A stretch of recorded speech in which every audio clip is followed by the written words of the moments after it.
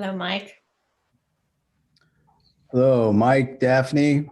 Hi, Steve. Hi, Jill. There's Burl.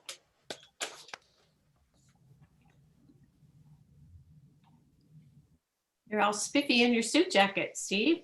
Yes, I have to go to a PTO meeting at 7, so Oh, I'm gonna about 5 till I'll jump off and gotcha. I think Matt's on his way. Okay. There he is. I'm on my way. He's on his way. Literally. Appreciate the help. is that you, Brian? Are you Danielle tonight?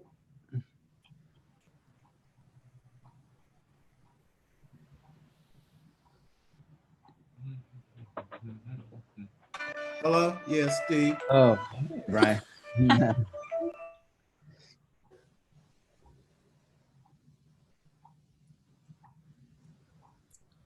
Okay. I think if Brian's on, we have all the expected board members. So at 6:30, we will begin our Finance and Facilities meeting for September 15th.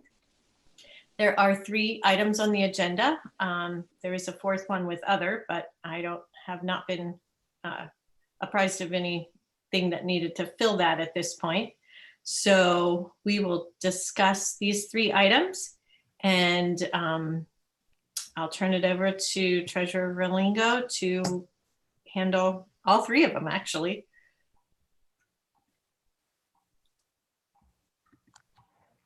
I think you're on mute, Steve, Mike.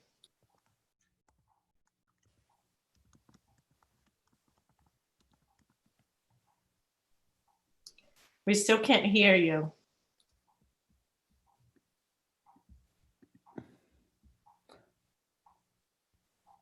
I'll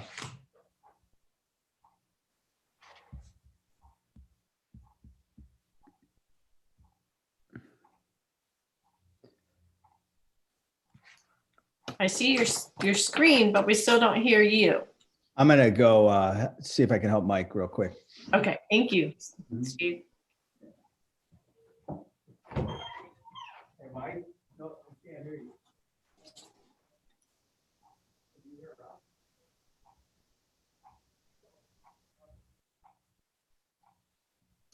And just in case for board members, the appropriations that are item 3 were not in the link with the treasurer's information. I had to go to the regular board agenda, and I believe it's pages 4 and 5.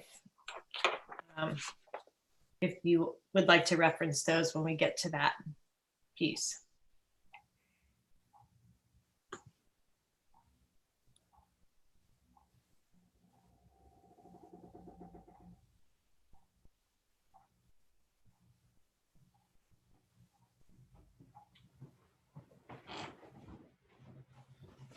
Hey, Matt Blackwell. I was trying to get Mike's sound going. He can hear the board, but we can't hear him. Is there something I need to do with his webcam? Possibly. You might need to bring up the settings and make sure it's set to use the webcam microphone and not any other microphone. Those would be the settings within the Zoom app. Okay. All right. Let me see if I can help him. Well, this is unfortunate.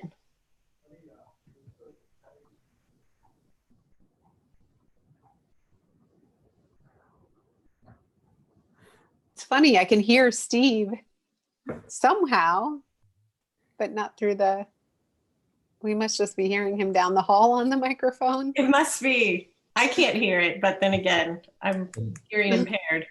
So next to the mute button is a little up arrow. And if you click on the up arrow next to the mute button, you can see select a microphone.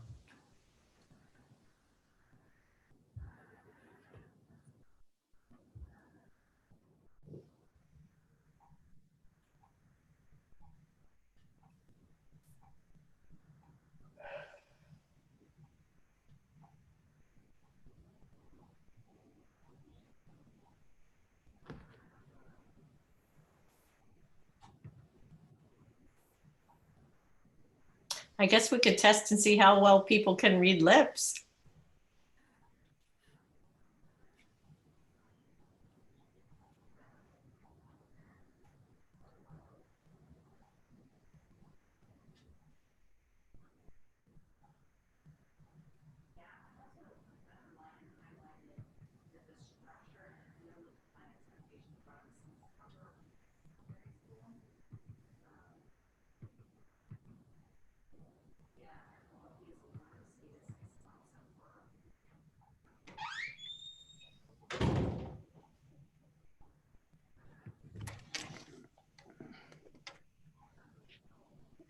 Okay, Jill gave him her other computer, so it should be good.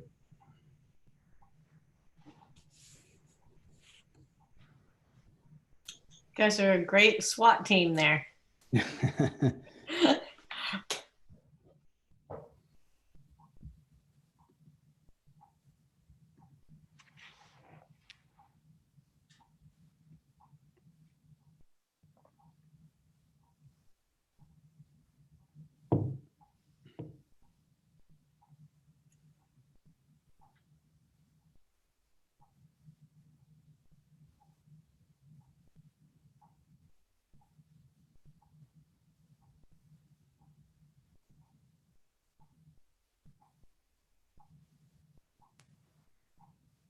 Wonder if he needs to switch cameras.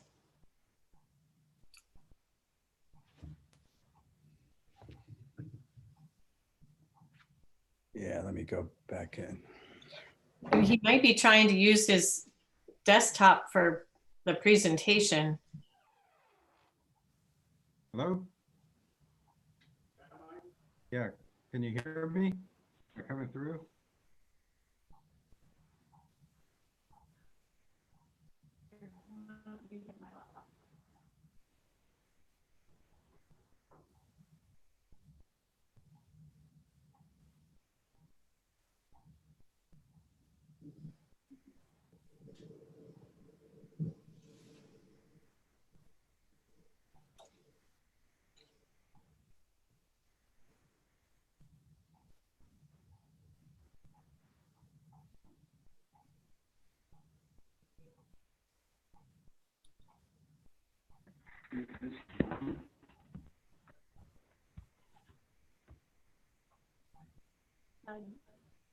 It's shared on that screen, you got that one.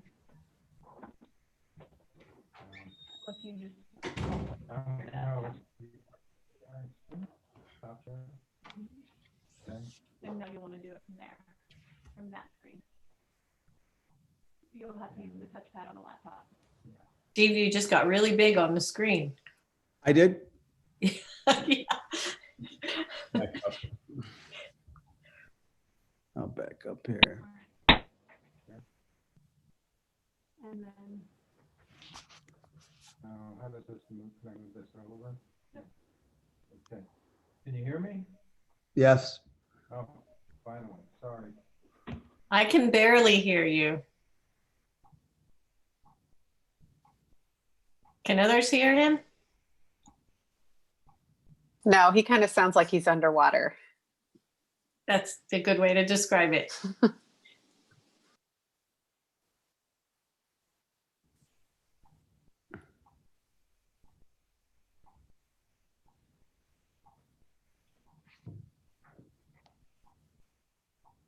Don't see any volume adjustments here.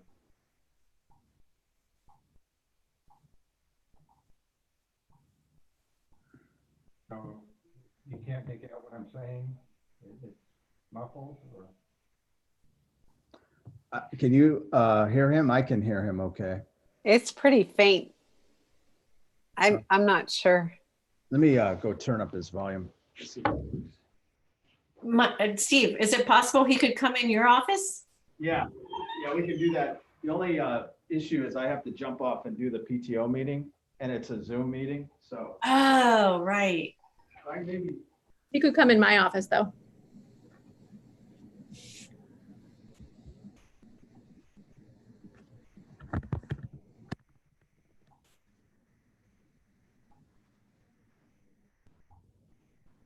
Daphne, can you hear me? I can. Okay, you can come in my office. Can you hear it? Can you hear Mike now? No, you can go ahead. Okay. Bring it up.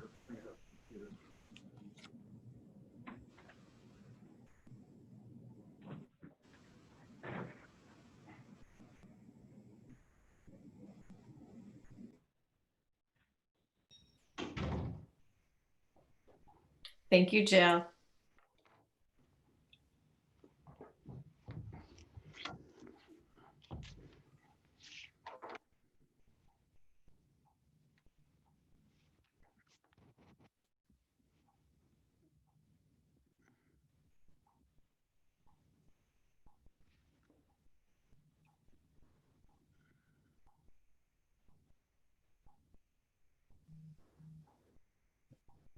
Okay, am I audible now? Yes. Yes. I'm sorry, I worked with Matt today to try to get that set up, and obviously we still have some technical issues to deal with, so apologize.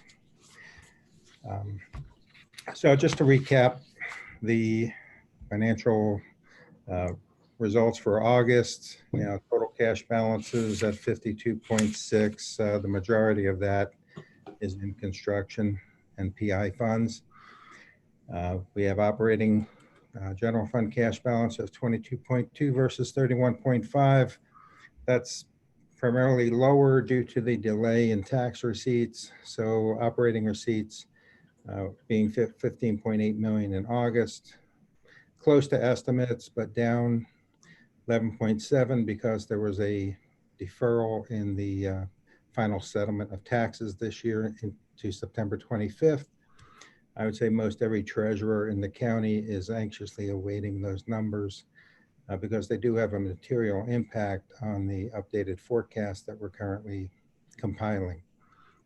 So based on the assumptions we had made in terms of what we expected to receive on tax collections this year due to the COVID pandemic, unemployment, et cetera, slowdown in the economy, those numbers are somewhat critical. State foundation revenues expected to remain at the reduced levels for this fiscal year. The state budget has been better than expected the last 2 months. Sales taxes have increased. Unemployment is continuing to decrease. So the hope is that those cuts will not at least get any worse.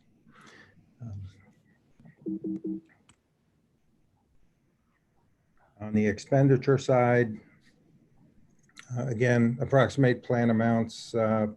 We are moving dollars in September over to the 510 fund for COVID-related expenses. There's a chart on that later in the presentation. And we did pay off the debt in the 024 fund, so that employee benefit costs were slightly higher than what they normally would be. Annual appropriations will be discussed this evening, as well as estimated revenues. In terms of activities, we did install the EVAS vendor system. It's operational. It is definitely assisting in terms of internal control, reporting, and helping us clean up vendors that we need to do prior to migrating over to the state software redesign, which is scheduled to occur November 1st. EPAS was delayed. We have technical issues with Meta. Hopefully those are resolved, and we will schedule a demo to possibly install that system. We established a new cost center in the 510 fund. We're expecting to get, or we did receive $13,900 for a technology grant related to COVID. We're expecting an additional, I believe, 40 to 45,000, which has been applied for. And the transfer for the Rotary service related to summer school, we delayed because we still incurred some expenses this month. I would like to kind of have that finalized prior to doing the transfer.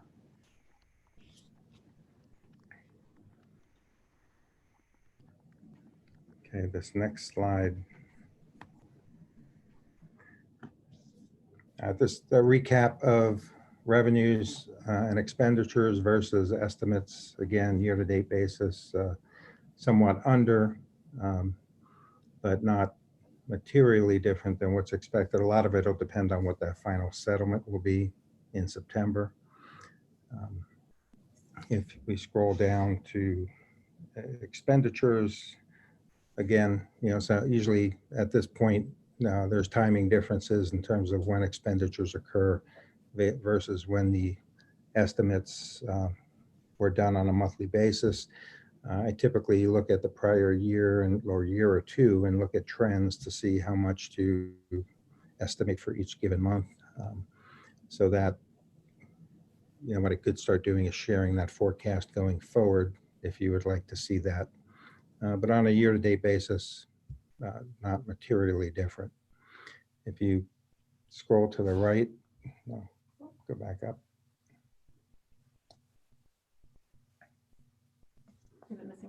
Yeah, just scroll up a little bit. We're down. Versus prior year, if we scroll up a little bit there, the revenues.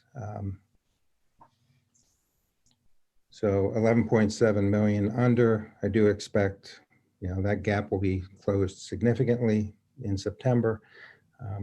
And in addition, we would expect to see the rollback in homestead collections to occur, and that would increase revenues in September.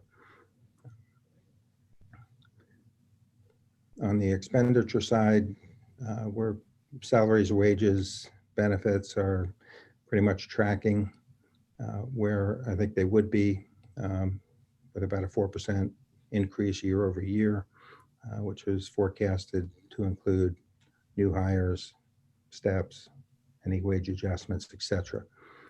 So again, not anything significantly off in terms of expenditures at this point.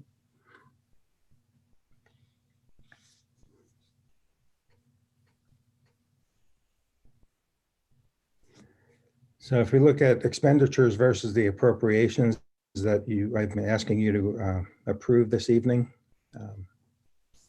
So in terms of July and August, we're at 15.7% of expenditures for the general fund. Again, some of those occur at different times. So the principal and interest payments, we won't see that really until December. Operational fees are typically tied to when the final collection is, so we'll see a large increase in those in the month of September.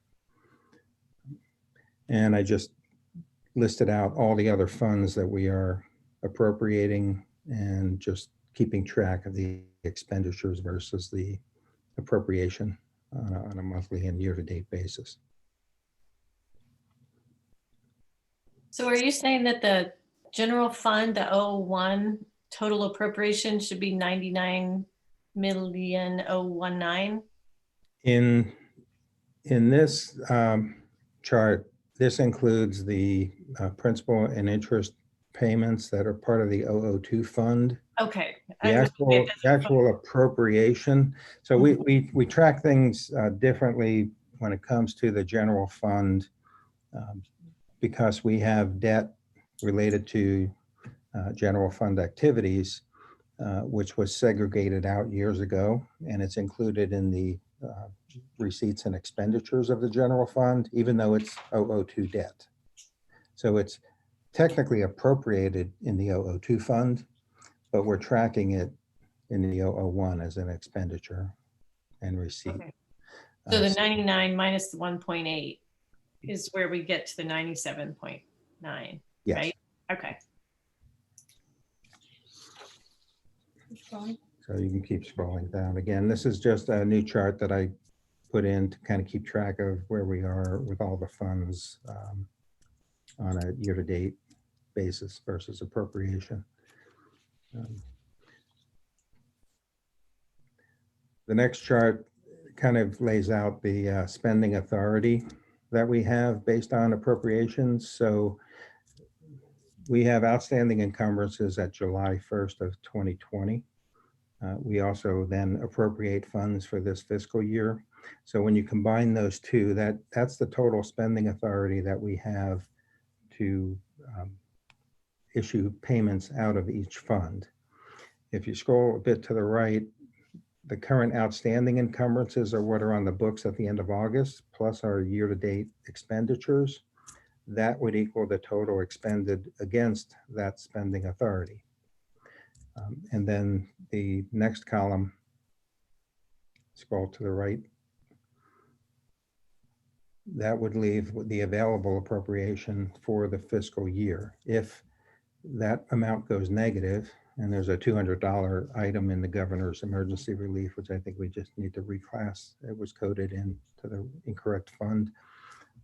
If that number is negative, then that would indicate that we need an adjustment to appropriations.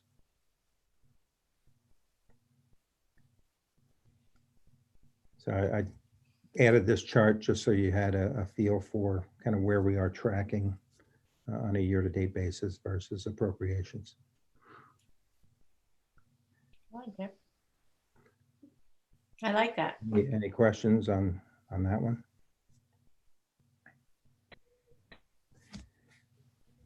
Okay, next, the cash balances. So, I mentioned we have 52.6 million of cash at the end of August, 500,000 in checking and bank accounts, 28.3 million in investments. You could see that the majority of investments are all due to mature in this current period and or current fiscal year.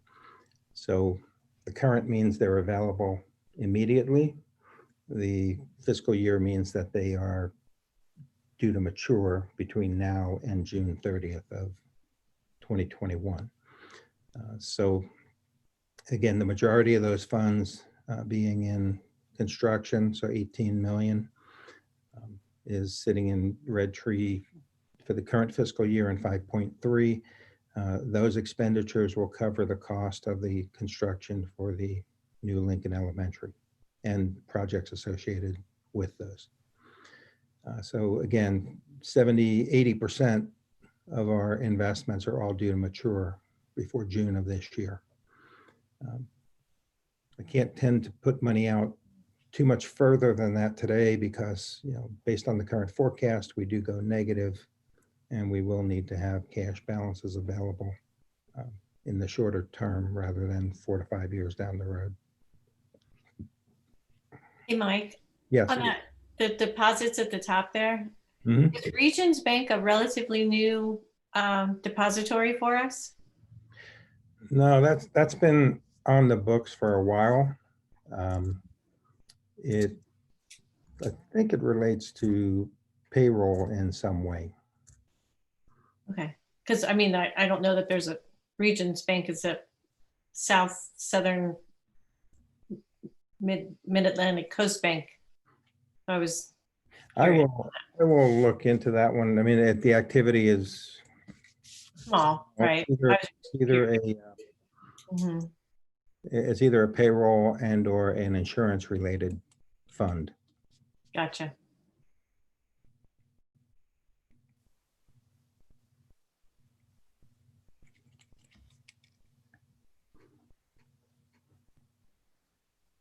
Okay. The second item, authors, and are there any questions related to the charts or exhibits related to the? Well, something I noticed is the food service appropriation is like just over half of what it was in last year's appropriations. Is that because of the lack of school and lunches? Yes, we had reforecasted the food service. That's actually further down when we get to appropriations. But yes, we had reforecasted food service based upon the current model being in the distance learning and then the hybrid model, and then expecting at some point maybe to come back full time. So I had to adjust the appropriation accordingly because we do expect lower amounts of revenues in food service. So because of the limit where cash balance plus estimated receipts, your appropriations cannot exceed that. We Okay. need to lower the appropriations to mirror what the operation actually looks like this year. Okay. I have spoken with food service, and they did indicate that, well, we have seen an increase in lunch activity more than what we had expected because the federal government has basically allowed everyone to receive free lunches, regardless of if you're free and reduced or not. So we are seeing more activity, and we will be getting more federal reimbursement for those lunches.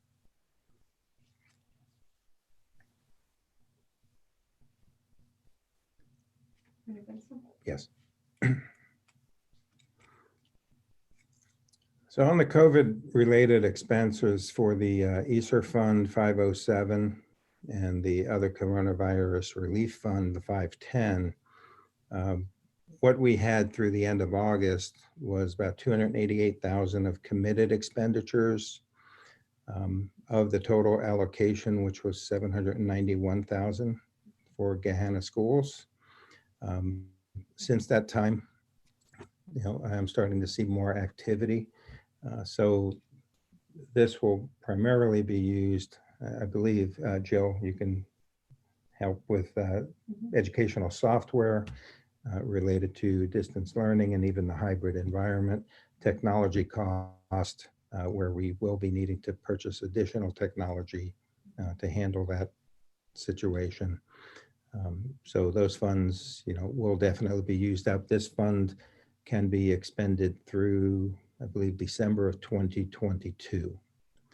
So to the extent we don't spend it all this fiscal year, we can carry it over.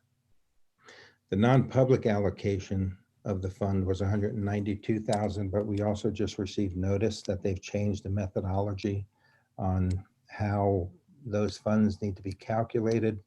And we're expecting that the allocation to the non-publics is going to decrease.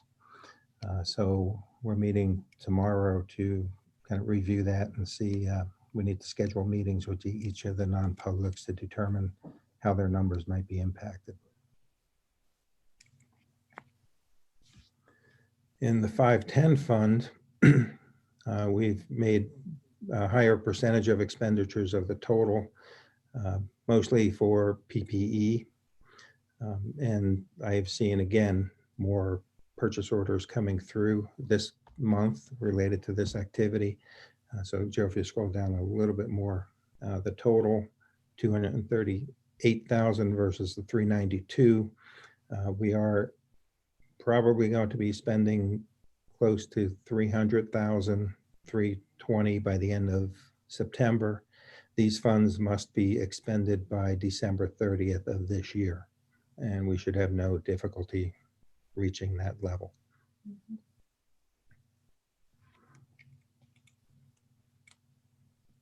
Any questions on the COVID related expenditures?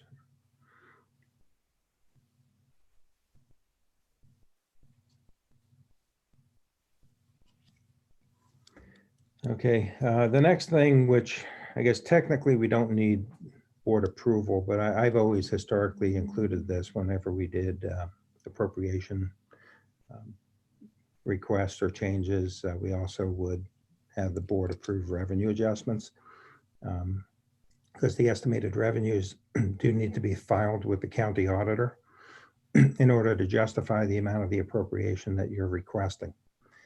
So back in July, there was an estimate that was submitted based upon the tax budget that was compiled months earlier. Since then, obviously, some changes have occurred. So in the general fund, the initial estimate that was done back in, I think, January or December of last year, it included the higher level of state funding consistent with the prior periods. As you know, we were reduced 1.6 million. So therefore I had to reduce general fund revenues to be more in line with what I was expecting there. The termination benefit transfer was not included in that initial estimate. And then we've since received the ESSER funds and the coronavirus relief funds, which were not anticipated. So those are now estimated receipts. That number is higher than the 392. The 452 is higher because that now includes the technology grant that we're expecting to receive, which has not fully been received at this time. In addition, there were returns of advances related to many of the grant funds. So those need to be included as receipts for this fiscal year to basically offset negatives that would have occurred had we not returned those advances. And food service, for some reason, was only estimated at 1 million. We're expecting about 1.6 to 1.7, hopefully something more than that, again, based upon the current trend. So that is significantly lower than what it was in prior years, but it's our best estimate at this time. And then Rotary services were reduced because summer school activity was much lower than expected. So we're not receiving as many tuition payments for summer school.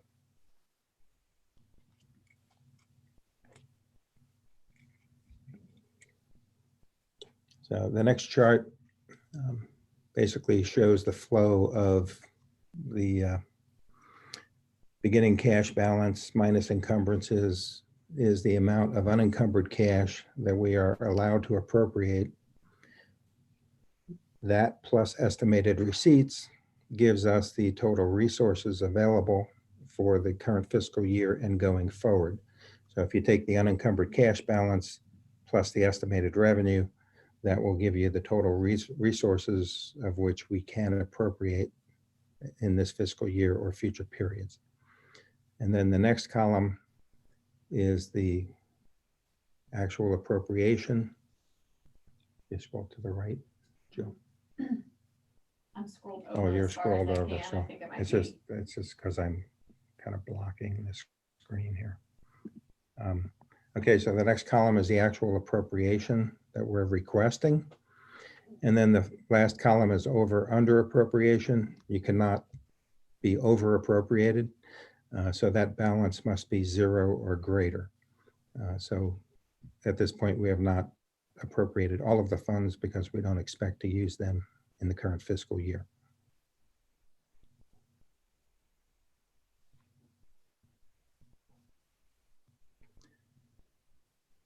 And then the last schedule is just the list of the permanent appropriations that is included with the board agenda, which matches the prior chart in terms of what we will appropriate.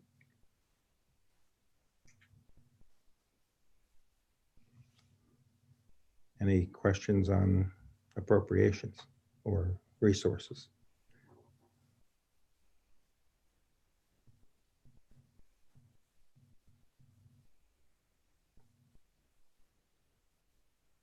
Pretty quiet tonight.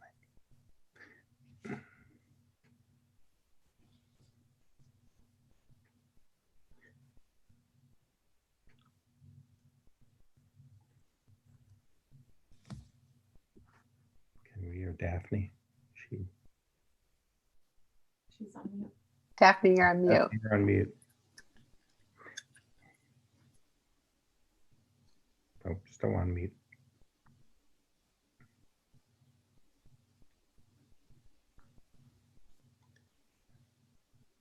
Okay, sorry. Had a little There she is. extra click in there. I think it's important to note that last year our appropriation total was 96,589,000, and this year we're at 97,960.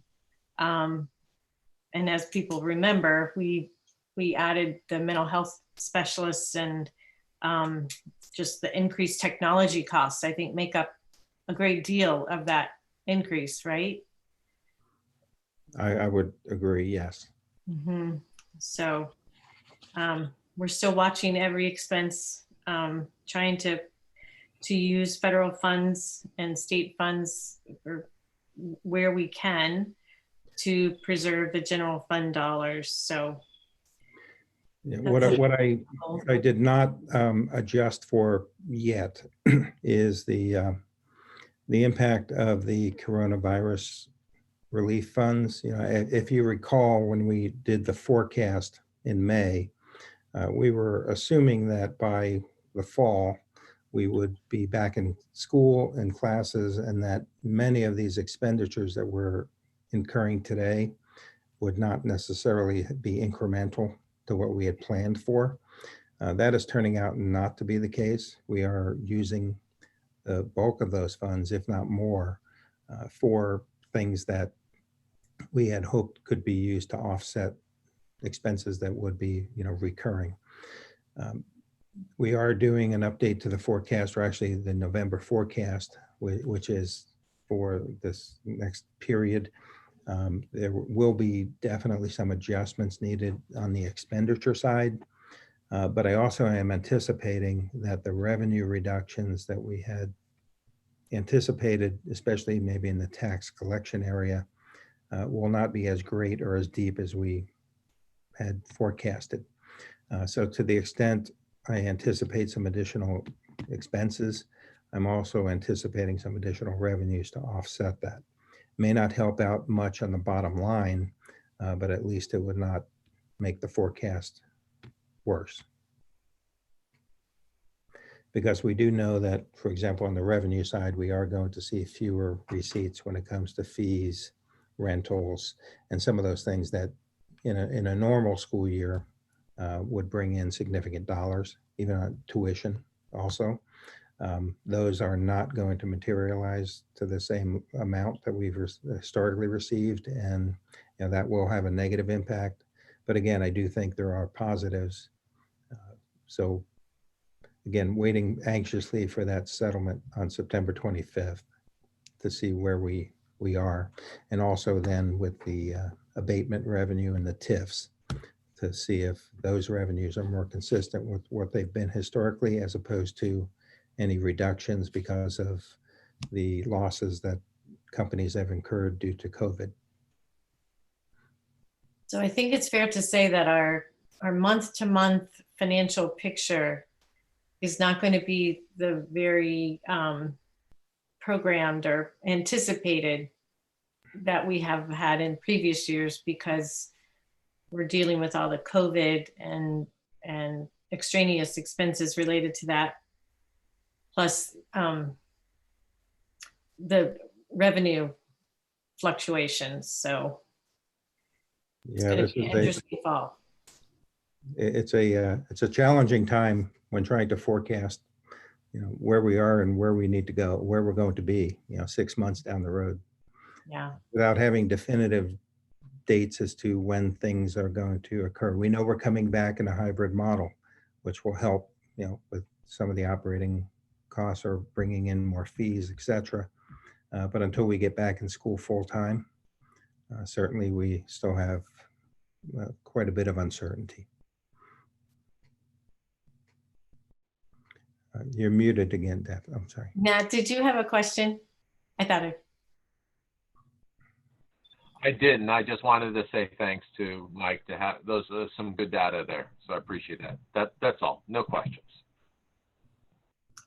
All right. Anybody else have questions or comments to add? I had a question on another area. I just wanted to ask Beryl, with the governor signing the thing about limited liability for schools and stuff for the Corona thing, is that absolute, or is it how? I mean, I didn't read anything into it. Is it an absolute, or will we get an update at the board meeting as to what it actually means? Yeah, I was planning to give an update at the board meeting, and I will do that on Thursday, but no, it's a qualified immunity. It's not Okay. absolute, Okay. but I can explain it more on Thursday. Great question. Any other questions? Okay. So Mike, you've already really covered in number 1, August financials, and number 2, COVID expenditures. Did you have other comments you wanted to add regarding COVID? Well, it does seem as though, as you mentioned, Daphne, the technology costs associated with this are significant. We're looking at potentially new equipment or new devices for teachers, so to make it more efficient, and there's a significant cost to that. So to the extent we had planned for expenditures over the next 2 or 3 years, it might be necessary to potentially pull some of those dollars forward again if we need to start replacing those units. We do have some lease options that we've discussed with one particular firm, and given what interest rates are today, there would be practically no finance cost associated with that.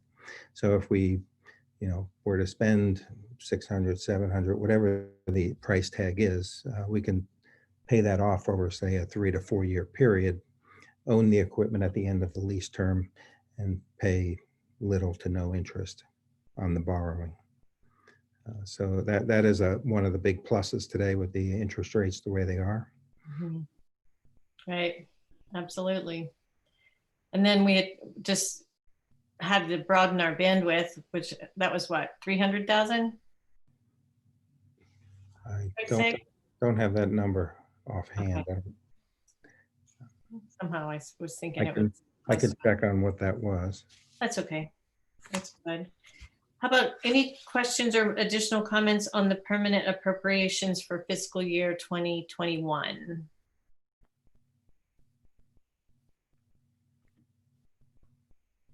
So that will be one of the items that we are voting on Thursday night, is to accept the permanent appropriations as presented.